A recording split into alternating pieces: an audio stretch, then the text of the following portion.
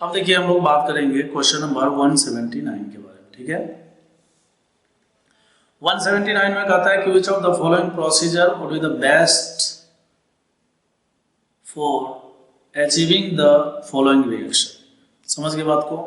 ये रिएक्टेंट है और ये प्रोडक्ट है, इससे हमें बनाना है। बोलता है कैसे बनाओगे। ठीक है, देखिए इसमें वैसे तो बहुत सारी बातें करी हुई है, लेकिन मैं आपको डायरेक्ट ऑप्शन नंबर सी समझाने का कोशिश कर रहा हूँ। ठीक है, समझिए। देखिए ब्रोमीन तो क्या है ना कि ब्रोमीन तो पहले से ही फिक्स है और बाद में भी फिक्स है, तो ब्रोमीन का तो कुछ करना नहीं है। कुल मिलाकर आपको क्या है कि इस CH3 के पोजीशन में देखिए ऐड किया हुआ है। तो इसका दो तरीका हो सकता है कि क्यों नहीं CH3 के साथ ही कोई एक ग्रुप ऐसा जुड़ जाए। ठीक है, कोई एक ऐसा ग्रुप जुड़ जाए जिस पर जो है इस तरह का CH3, ठीक है, CH3 और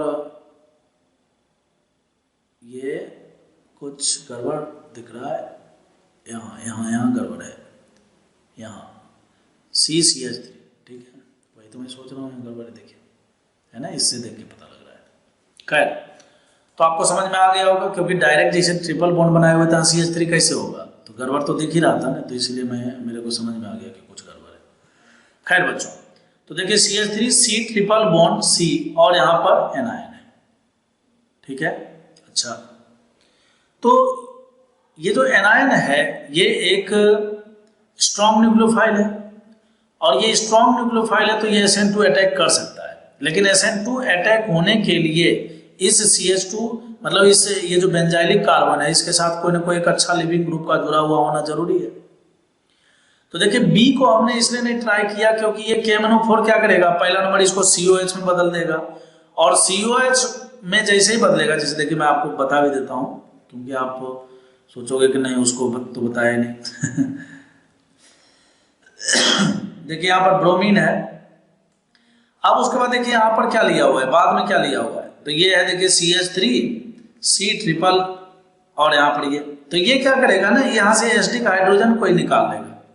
तो एसिडिक हाइड्रोजन को निकालेगा तो ये CH एक प्रकार से प्रोपाइन बना लेगा। तो हमें जो चाहिए वो तो बन ही नहीं पाएगा ना, तो इसको लेने से कोई मतलब नहीं। ये बेस है, तो बेस से यहाँ पर रिएक्शन हो ही नहीं सकता है। क्यों? क्योंकि आप बेस से ये जो OH माइनस है, बेस भी है, एक स्ट्रॉन्ग न्यूक्लियोफाइल भी है, तो आप यहाँ पर डायरेक्ट अटैक करोगे, मान लो अटैक भी करोगे तो यहाँ पर करोगे, पार्शियल डबल बॉन्ड कैरेक्टर है तो ये आसानी से लीव तो करेगा नहीं, तो ये भी आपको गड़बड़ होता हुआ दिख रहा है, मतलब कोई मतलब नहीं है इसका। अच्छा, तो इसीलिए मैंने डायरेक्ट, चलिए ऑप्शन नंबर D को भी एक बार समझा देते हैं। इसमें कहता है Mg लीजिए, तो Mg लेने से क्या है पता है आपको, ये जो ब्रोमीन है इसके बीच में इंसर्शन हो जाएगा और ये MgBr बनाएगा, ग्रिग्नार्ड बना लेता है, आपको पता होगा। फिर ये ग्रिग्नार्ड बनाने के बाद जो है फिर ये ग्रिग्नार्ड में ये क्या होता है, कार्बन आयन में बदल जाएगा, और ये खुद ही कार्बन आयन है। तो कार्बन आयन का कार्बन आयन के साथ हम क्या करेंगे, कुछ भी नहीं कर सकते। तो ये गया, मतलब कहने का ये भी एक ग्रिग्नार्ड का मतलब ये भी एक न्यूक्लियोफाइल और ये भी न्यूक्लियोफाइल, तो गड़बड़ हो गया ना, नहीं समझे बात को। फिर बाद में कहता है एक्सेस अमाउंट में H3PO4 ले लो, तो चलो H3PO4 तो H+ दे देंगे, H+ देंगे तो यहाँ पर H आ जाएगा और यहाँ पर भी H आ जाएगा, तो बोले तो प्रोपाइन बन जाएगा और एक प्रकार से टोलुइन बन जाएगा। तो ये तो हमें चाहिए ही नहीं, हमें जो चाहिए वो ऑप्शन C में छुपा हुआ है। कैसे, तो वो आपको अब समझाते हैं। ठीक है, इसलिए मैंने एक डिस्कस कर दिया क्योंकि बच्चों के दिमाग में आता है कि नहीं सारे डिस्कस होने ही चाहिए। ठीक है, कोई बात नहीं। देखिए बच्चों, आपको पता है कि ये जो NBS है, N ब्रोमोसक्सिनिमाइड, CCl4 में ये क्या करता है, एलाइलिक सब्स्टिट्यूशन करता है, फ्री रेडिकल सब्स्टिट्यूशन करता है ये। तो फ्री रेडिकल सब्स्टिट्यूशन में जो ये एलाइलिक है, मतलब यहाँ पर जो CH2 है, देखिए डबल बॉन्ड के ठीक बगल वाला जो कार्बन होता है उसको एलाइलिक कार्बन बोलते हैं। तो वहां पर क्या हो जाएगा, ये ब्रोमो इस तरह से जुड़ जाता है। समझ के बात को, कैसे होता है, तो सबसे पहला Br रेडिकल बनता है, और आपको पता है कि यहाँ पर जो है, ठीक है, इस वाले कार्बन पर अगर रेडिकल बनेगा तो वो स्टेबल होगा। समझ के बात को, क्यों, रेजोनेंस करने का मौका मिल रहा है, तो फिर ये रेडिकल से दोनों एक दूसरे के साथ जुड़ जाते हैं। आप जानते होंगे NBS NCS ये सब तो डायरेक्ट याद रखना चाहिए। NCS का मतलब जैसे है ना N ब्रोमो, तो वो होता है N क्लोरोसक्सिनिमाइड। ठीक है, खैर यहाँ तक कोई दिक्कत नहीं है। अब उसके बाद देखिए यहाँ पर क्या दिया हुआ है, CH3 C ट्रिपल बॉन्ड और C माइनस दिया हुआ है। ठीक है, तो क्या करोगे बताओ, तो यहाँ से डायरेक्ट आप जो है इसके ऊपर SN2 अटैक करा दो, ये लीव कर जाएगा यहाँ से। तो जैसे ही लीव करेगा तो आपको क्या मिलेगा बताइए, ये डायरेक्ट इससे जुड़ जाएगा, तो जुड़ने के बाद आपको यही तो मिलेगा ना। तो यहाँ पर मैंने आपको बताया था ना अभी गलती है, गलती क्या दिख रहा है देखिए, C ट्रिपल बॉन्ड C और ट्रिपल बॉन्ड C है तो CH3 कैसे होगा, तो इसका मतलब गलती तो साफ साफ है। तो यहाँ पर एक डबल, यहाँ पर एक सिंगल बॉन्ड है और इससे है फिर CH3, और जैसा कि यहाँ पर आपको न्यूक्लियोफाइल देखकर भी पता लग रहा होगा, तो ऑप्शन नंबर C ही इसका करेक्ट आंसर है। ठीक है, चलिए एक क्वेश्चन और देखते हैं।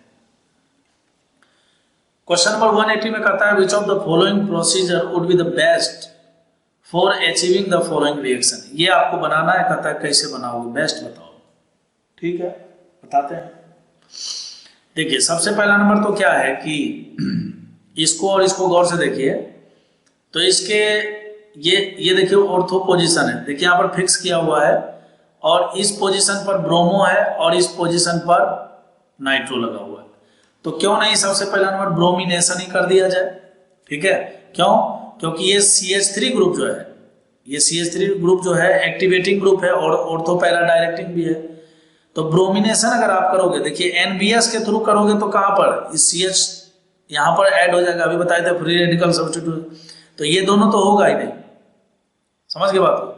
बी में कहता है कि पहले KMnO4 करो, KMnO4 मतलब पहले इसको एसिड में ही बदल दो, तो इसको भी देख लेंगे हम, लेकिन इसको बदलने में हमको नुकसान है, क्यों पता है, जैसे ही आप इसको COH में बदल दोगे ना, जैसे ही आप इसको COH में बदलोगे KMnO4 के थ्रू, तो ये डीएक्टिवेटिंग ग्रुप हो जाएगा और डीएक्टिवेटिंग ग्रुप में फिर आप ब्रोमीन को ऑर्थो पर नहीं लगा सकते, फिर आपको ब्रोमीन को कहां पर लगाना पड़ेगा, मेटा पर, जो कि नहीं लग रहा है।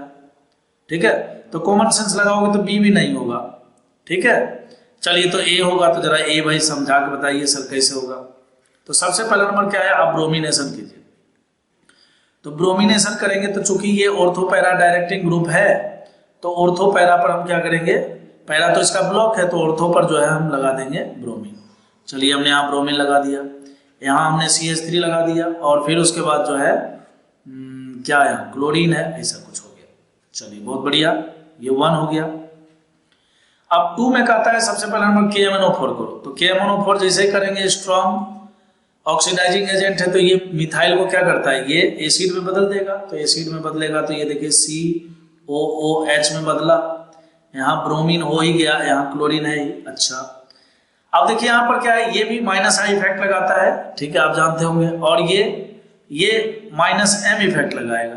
ठीक है, तो -M इफेक्ट के कारण जो है आपको पता है कि ये क्या है, देखिए नाइट्रेटिंग एजेंट है NO2+, तो ये एक इलेक्ट्रोफाइल है और इलेक्ट्रॉन विड्रॉइंग ग्रुप में जो है एक प्रकार से ये क्या है, मेटा डायरेक्टिंग ग्रुप है।